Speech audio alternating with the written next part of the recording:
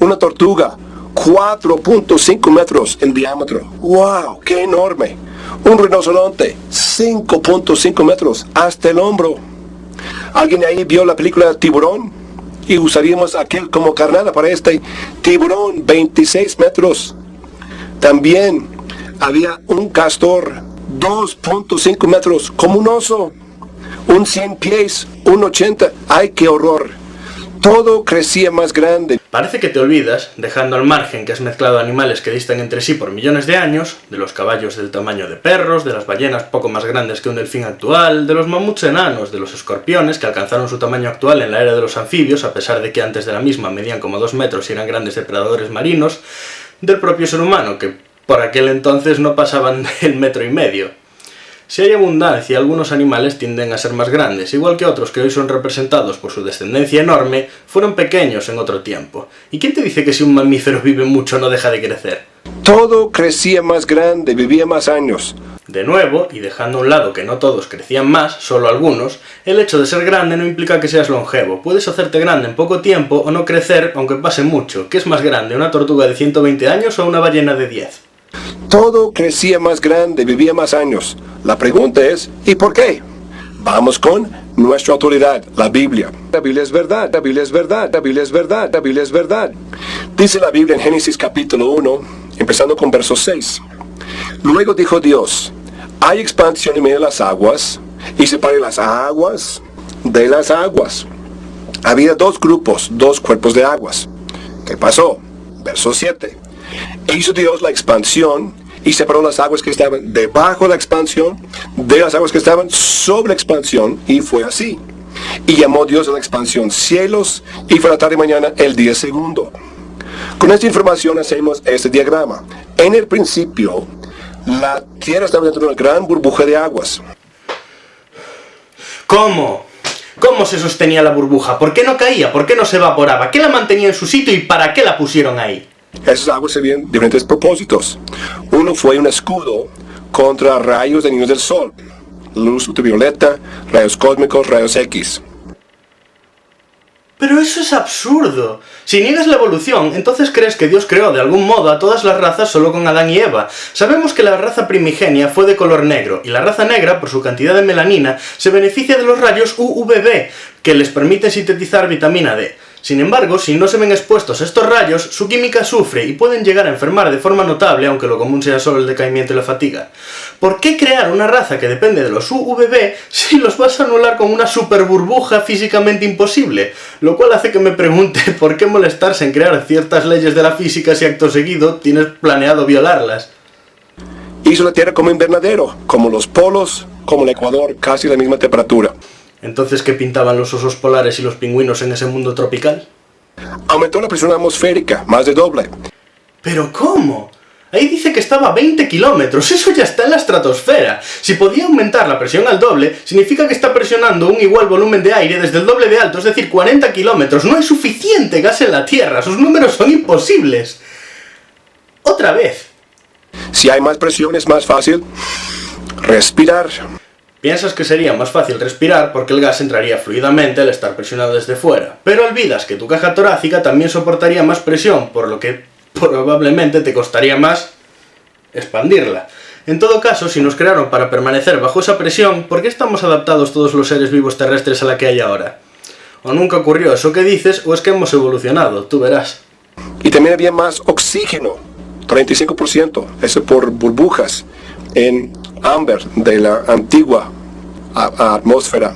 Hoy tenemos solo 21%. El oxígeno debe saber que es el natural elemento mejor antibiótico.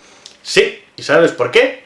¡Porque mata! El oxígeno es el oxidante por excelencia, y si no tuviésemos la ventaja evolutiva de aprovecharlo para extraer la energía de dicha reacción química, lo veríamos como un veneno horrible. El oxígeno es necesario para vivir, pero cada vez que respiramos nos daña y disminuye nuestro tiempo de vida. Si había más oxígeno, la esperanza de vida era necesariamente menor que la actual. ¿No decías que era al revés?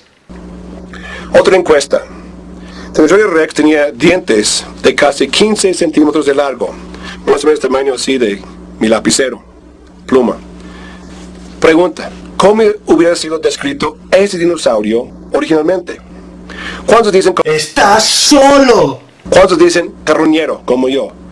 ¡Oh! Ahora lo entiendo. Ñero es un diminutivo de carroñero. Lo siento. Es la gran pregunta. ¿Qué comían los dinosaurios? Bueno, no conocemos la dieta exacta de cada uno de ellos, pero algunos fósiles con huesos ajenos en su estómago y otros de herbívoros con marcas de dentaduras de Rex en el esqueleto sugieren que el tiranosaurio en particular cazaba para comer, aunque probablemente también comía carroña si la encontraba. Otro distintivo era su visión, que llegaba al 3D en la parte frontal, pero abarcaba mucho 2D a los lados, algo bueno para un depredador. Cuando detectaba movimiento con el rabillo del ojo, dirigía su cráneo hacia él, calculaba la distancia en 3D y cazaba. La evolución del cráneo del Rex, cada vez más chato cerca de los ojos, aumentando su campo de visión 3D en los ejemplares más actuales, apuntan a este hecho. Algunos dicen, miren, ingeniero, esa boca tan grande, con dientes largos, agudos y filosos, es obvio que comía carne. ¿Así? Sí, y acabo de explicar por qué lo sabemos. Tenemos murciélagos, aquí son 6, con dientes largos, agudos y filosos. ¿Cuál murciélago come polen de la flor? ¿Cuál chupa sangre? ¿Cuál come insectos? ¿Cuál come fruta? ¿Cuál come mamíferos pequeños o peces? ¿Se sabe por la formación de sus dientes? Claro que sí, pero debes haber estudiado sobre ese tema en concreto. Yo no sabría reconocer a una serpiente por los surcos que deja en la arena, pero los especialistas sí. Decir que no se puede porque yo no puedo sería deshonesto. Y decir que no se puede porque tú no puedes limitaría mucho a la humanidad. Tenemos un oso vivo hoy, con dientes muy fuertes, muy filosos. ¿Qué come él? ¿Carne? No. El oso panda come bambú.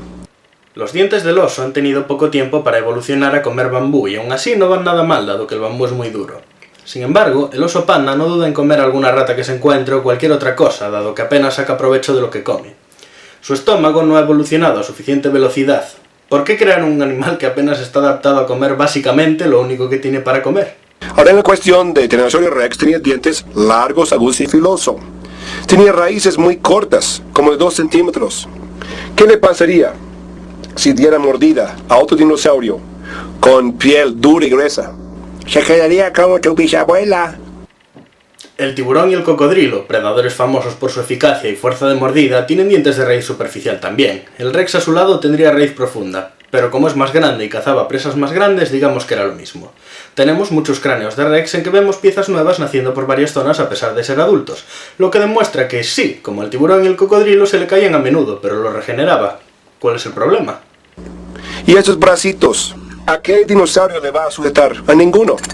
¿Por qué sujetar con los brazos cuando puedes hacerlo con las mandíbulas terrestres más grandes? La cabeza del tiranosaurio descompensaría un cuerpo proporcionado. Para poder tener unas fauces tan grandes y potentes, debía deshacerse del lastre de la parte delantera y así conservar el equilibrio. Un buen modo de hacerlo es sacando de los brazos, los cuales no resultaban muy útiles teniendo en cuenta esa mandíbula.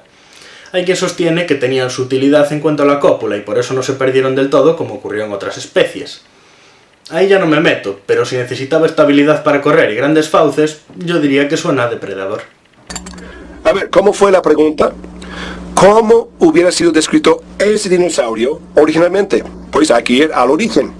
¿Qué dice la Biblia? La Biblia es verdad, la Biblia es verdad, la Biblia es verdad. Y a toda bestia de la tierra, y a todas las aves de los cielos, y a todo lo que se mueve sobre la tierra en que hay vida, toda hierba verde le será para comer, y fue así. Originalmente eran vegetarianos, herbívoros. Es imposible cortar hierba o masticarla con las fauces de un Rex, y sus características morfológicas no indican, más bien desmienten, la existencia de un gran saco estomacal de fermentación. Tampoco se han encontrado piedras en sus estómagos que sugieran el mecanismo utilizado por otros herbívoros de la época para desmenuzar plantas. De hecho, se han encontrado huesos de otros animales. Por lo que, aun si lograse pastar, nunca podrían digerir y terminarían por morir de hambre.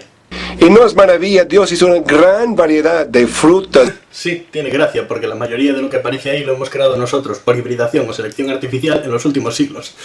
Ya parece Rey Comfort. Algunos ahora me dicen, Pendleton, bueno, yo concedo eso de los dinosaurios que eran vegetarianos, pero usted no me convence con los gatos grandes, tigres, leones. Tienen que comer carne. Ah, sí, le presento una leona que jamás comió carne en toda su vida. Aquí está ella tomando leche con el cordero. Carne no, pero le daban productos como la leche, la cual en la naturaleza solo pueden producir las madres, las cuales solo lo podrían hacer si se alimentaban. ¿Y cómo alimentarse lo suficiente para vivir y producir leche para sus hijas? En efecto, comiendo carne. Y en la actualidad, en la selva de África, una leona adoptó un becerrito y lo cuidaba. No se lo comió. Ahora, ¿por qué? No sé.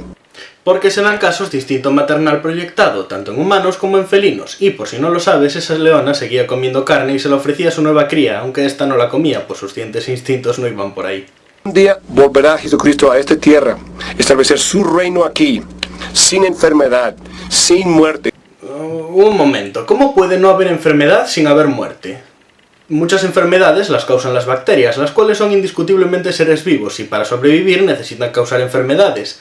Dejando a un lado lo injusto de crear parásitos y luego matarlos porque te molesta que parasiten otras creaciones, si los matas ya no hay reino sin muerte, y si no los matas no lo hay sin enfermedad. No me extraña que Jesús tarde tanto en volver, debe seguir dándole vueltas. Si todavía vivían los dinosaurios, podrás tener mascota dinosaurio. Los tiburones todavía existen, ¿me ves con uno de mascota? Dejando a un lado que de existir los dinosaurios la especie humana no se habría desarrollado, estos eran mucho más activos que los reptiles actuales. Serían demasiado peligrosos para tener ninguno. También, si todavía existieran los dinosaurios, podríamos cabalgar en dinosaurios. ¿Tú qué te has tomado? En serio, empiezo a pensar que lo de cazar creyentes con los dinosaurios era literal. Este anuncio fue fuera de un parque zoológico en Cincinnati, Ohio, Estados Unidos. Sobre los pájaros, dice, ¿los dinosaurios se extinguieron hace millones de años? ¿O no fue así? No, las aves son esencialmente dinosaurios modernos, con plumas y cola corta. ¿Qué están haciendo? Lavándonos el cerebro. ¿Seguro? ¿Por qué no miramos nuestra autoridad, la Biblia, para asegurarnos? Ahí decía algo de las aves. Ah, sí, que los murciélagos lo son.